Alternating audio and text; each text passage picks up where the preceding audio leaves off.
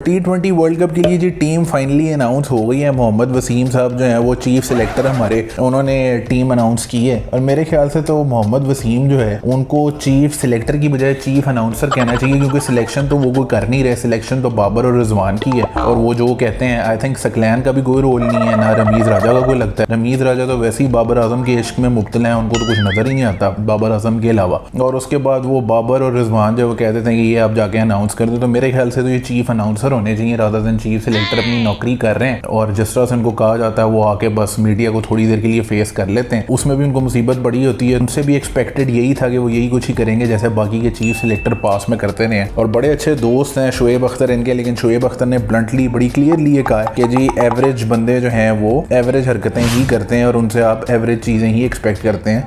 और उन्होंने क्लियरली अपनी वीडियो में कहा था कि जी मोहम्मद वसीम से मैं कुछ एक्सपेक्ट भी नहीं करता। और काफ़ी बैशिंग हो रही है तमाम एक्सपर्ट्स की तरफ से इस टीम सिलेक्शन के हवाले से। टीम जो है वो आप देख सकते हैं तकरीबन वही टीम है जो एशिया कप में थी। मिडिल ऑर्डर के ऊपर बहुत लान तान हुई एशिया कप के दौरान और इसने कोई खास परफॉर्म नहीं किया, बट कोई खास चेंजेस नहीं की गई। और फ़खर जमान चूँकि वो इंजर्ड हुए हैं तो उनकी जगह शान मसूद को फाइनली स्क्वाड के अंदर शामिल किया गया है। एंड आई होप कि ये प्लेइंग 11 में डेफिनेटली होंगे इंग्लैंड के खिलाफ जो भी T20 सीरीज हो रही है। अभी रमीज़ राजा जो है इतनी बैशिंग हुई है इसके ऊपर एक्सपर्ट्स की तरफ से, मैं अपना ओपिनियन भी दूंगा कि एंड में रमीज़ राजा जो हैं वो फिर बड़े अरसे बाद यूट्यूब के ऊपर आए और उन्होंने फैंस के साथ इंटरेक्ट किया। और and I think there is a lot of pressure on Babar Azam and this management अगर वो परस्यू करती है इस टीम सिलेक्शन के साथ, जिसमें मिडिल ऑर्डर के ऊपर बहुत क्वेश्चंस हैं। मिडिल ऑर्डर परफॉर्म नहीं करके एशिया कप में उसके साथ कंटिन्यू किया गया है, और अगर पाकिस्तान पहले राउंड में आउट हो जाता है या शुरू में ही मैचेस हार जाता है, बहुत ज्यादा प्रेशर होना चाहिए और होगा डेफिनेटली इस टीम की तरफ और बाबर के ऊपर। एंड दे डिजर्व, अगर वो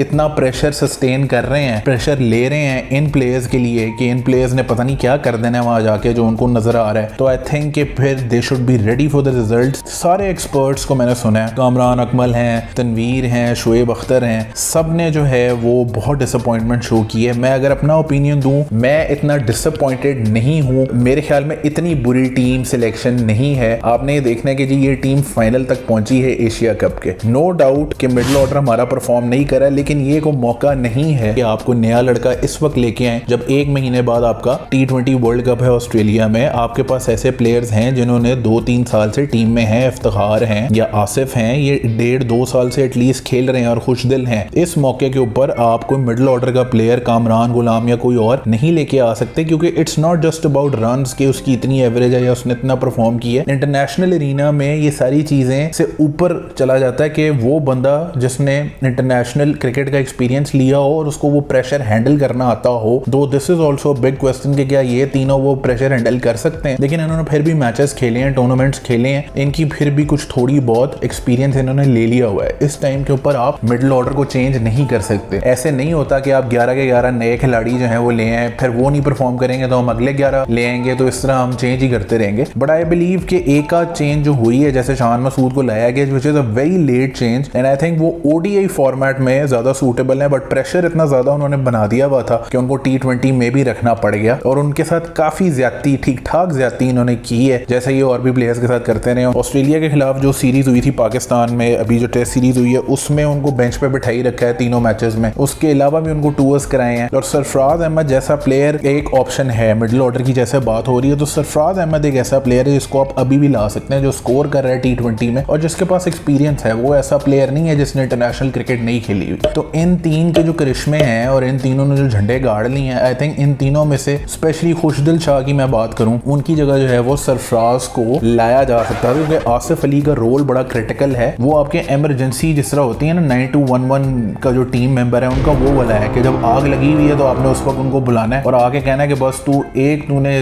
लपेटा मारना और ये आग बुझा देनी है। तो ऐसे पॉसिबल होता नहीं है, बट उनका वो रोल है और इस तरह के रोल के लिए आपको प्लेयर्स इतने आराम से नहीं मिलते। तो टू सम इट अप, अगर हम स्क्वाड की बात करें, एशिया कप में फाइनल में हारने के बाद एक्सपेक्टेड था कि शायद मिडिल ऑर्डर में कुछ थोड़ी बहुत चेंजेस होंगी, लेकिन नहीं हुई। और बॉलिंग डिपार्टमेंट स्क्वाड का काफ़ी बेहतर है, शाहीन शाह अफरीदी के आने से और ताकतवर हो जाएगा। बॉलिंग डिपार्टमेंट हमारा सही है।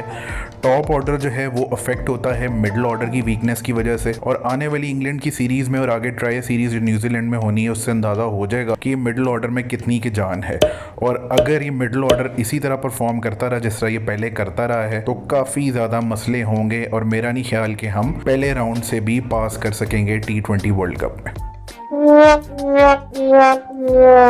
तो वीडियो ये वाली अच्छी लगी हो तो ज़रूर लाइक कीजिएगा, चैनल को सब्सक्राइब कीजिएगा। I will see you soon in the next video. Thank you so much.